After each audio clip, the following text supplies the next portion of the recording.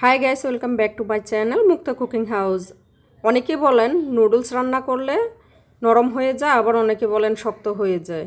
কিন্তু আজকে আমি রান্না করে দেখাবো সেদ্ধ করার ঝামেলা ছাড়াই। নুডলস হবে জর্জরে, স্বাদ হবে দ্বিগুণ। চলুন দেখে নেই এই মজাদার নুডলসটি তৈরি করব কিভাবে। কি লাগছে চলুন দেখে নেই। চুলা একটি প্যান বসিয়ে দিয়েছি, প্যানটা গরম হয়ে গিয়েছে। এর মাঝে দিয়ে দিচ্ছি 1/4 কাপ সয়াবিন তেল।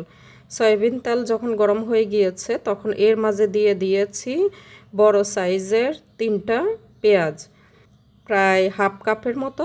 দিয়ে দিচ্ছি হাফ চা চামচ লবণ। লবণের পরিমাণটা অল্প দিচ্ছি কারণ এখানে 2 রকমের সস ইউজ করব। সসের মাঝে লবণ রয়েছে আর নুডলসের মাঝে যে মশলা রয়েছে তার মাঝেও লবণ রয়েছে। তাই প্রথমে লবণের পরিমাণটা একটু বুঝে শুনে অল্প করে দিতে হবে, লাগলে পরে দেওয়া যাবে, কিন্তু আগে বেশি দিলে তাহলে পরে খেতে আর ভালো লাগবে না, লবণ বেশি হয়ে যাবে। দিয়েছি স্বাদ মতো লবণ, দিয়ে দিয়েছি হাফ কাপ গাজর স্লাইস, দিয়ে দিচ্ছি একটা টমেটো স্লাইস, আর দিয়ে দিচ্ছি পাকা কাঁচামরিচ। আমি আমার স্বাদ মতো অ্যাডজাস্ট করে দিয়েছি কাঁচামরিচ, আপনারা আপনাদের স্বাদ মতো দিয়ে দিবেন। দিয়ে এখন নেড়ে চেড়ে নিচ্ছি মিডিয়াম হিটে।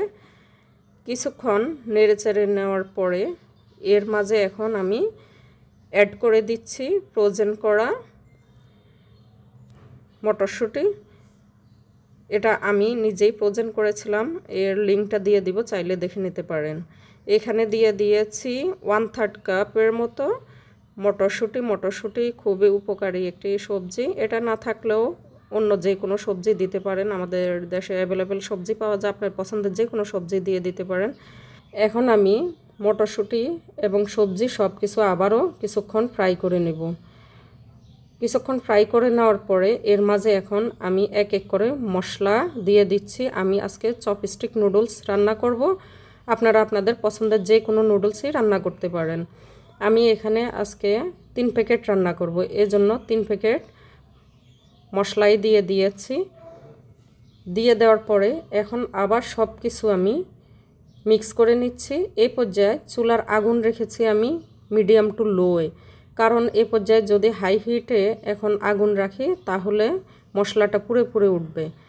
মিডিয়াম টু লো হিটে রাখলে তাহলে মশলাটা ভালোভাবে সবজির সাথে মিক্স হবে, খেতে ভালো লাগবে। এরপরে সবজিগুলো আমি এখন এক সাইড করে নিচ্ছি। এক সাইড করে নেওয়ার পরে এখানে তেল রয়েছে আর বাড়তি তেল আমি দেইনি। এর মাঝে দিয়ে দিচ্ছি আমি 2টি বড় সাইজের ফার্ম মুরগির ডিম। আপনারা চাইলে আপনাদের পছন্দ মতো যে কোনো ডিমই এখানে ইউজ করতে পারবেন। আমি 2টা দিয়েছি, আপনারা চাইলে 3টা 4টাও দিতে পারবেন, কোনো সমস্যা নেই। এখন আমি ডিমটাকে ছোট ছোট করে ফ্রাই করে নিয়েছি। ফ্রাই করে নেওয়ার পরে সবজির সাথে আবারও ভালোভাবে সব কিছু মিশিয়ে নিচ্ছি। এভাবে ভালোভাবে মিশিয়ে নেবেন, তাহলে আলাদা আলাদা আর থাকবে না। দেখেন খুব সুন্দর দেখাচ্ছে। এখন এর মাঝে আমি এক এক করে নুডলস দিয়ে দিচ্ছি। আপনারা চাইলে নুডলসটা আস্তেও দিতে পারেন, আমি মাঝখানে ভেঙে দিয়েছি, তাহলে বাচ্চাদের খেতে সুবিধা হয়।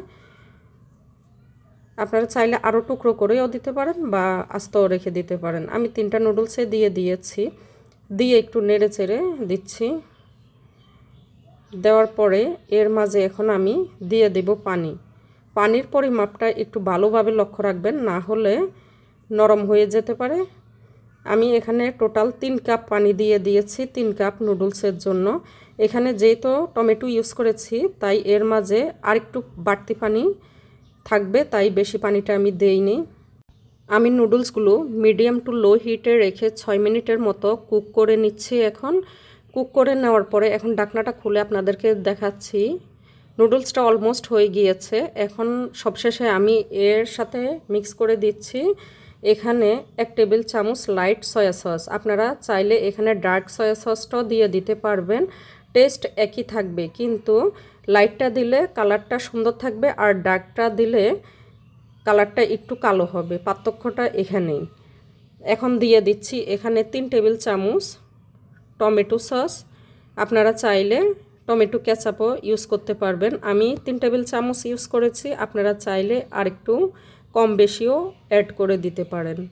দিয়ে এখন ভালোভাবে সব কিছু আলতো হাতে মিক্স করে দিচ্ছি। এখানে একটু হালকা পানি দেখতেছেন, এটা মিক্স করতে করতেই চলে যাবে। আপনাদের যদি পানি আরও লাগে তাহলে একটু গরম পানি মিক্স করে দেবেন, তাহলে হয়ে যাবে। সবশেষে আমি ধনেপাতা মিক্স করে দিচ্ছি। ধনেপাতা এখানে আমি 1/4 কাপ দিয়ে দিচ্ছি। ধনেপাতাটা দিলে খুব সুন্দর ঘ্রাণ আসে, খেতেও ভালো লাগে। এইভাবে অবশ্যই মিক্স করে দিবেন, তাহলে এর ফ্লেভারটা খুব সুন্দরভাবে নুডলসের মাঝে ছড়াবে। শুধু উপর দিয়ে দিলে দেখা যায় যে এটা উপরেই থেকে যায়। তো আমি ভালোভাবে প্রায় 1 মিনিটের মতো সুন্দরভাবে মিশিয়ে নিয়েছি নুডলস এবং সবজির সাথে ধনেপাতা।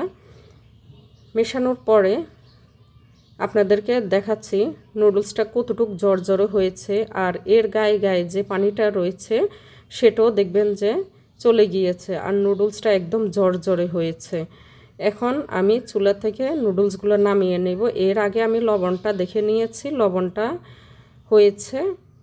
এখন আমি একটা ডিশে পরিবেশন করে আপনাদেরকে দেখাচ্ছি। নুডলসটা দেখেন কতটুকু ঝরঝরে হয়েছে আর কতটুকু ইয়াম্মি হয়েছে, খেলেই বুঝতে পারবেন। তৈরি করে ঝটপট তৈরি হয়ে গিয়েছে নুডলস, দেখতেই পাচ্ছেন, সিদ্ধ করার ঝামেলা ছাড়া। এখন যখন খুশি তখনই তৈরি করে খেতে পারবেন নুডলস, আর কোনো ঝামেলা নেই। ভিডিওটি ভালো লাগলে একটা লাইক দিয়ে দিবেন। আপনাদের একটা লাইকে নতুন রেসিপি তৈরি করার উৎস অনেক গুণ বেড়ে যায়।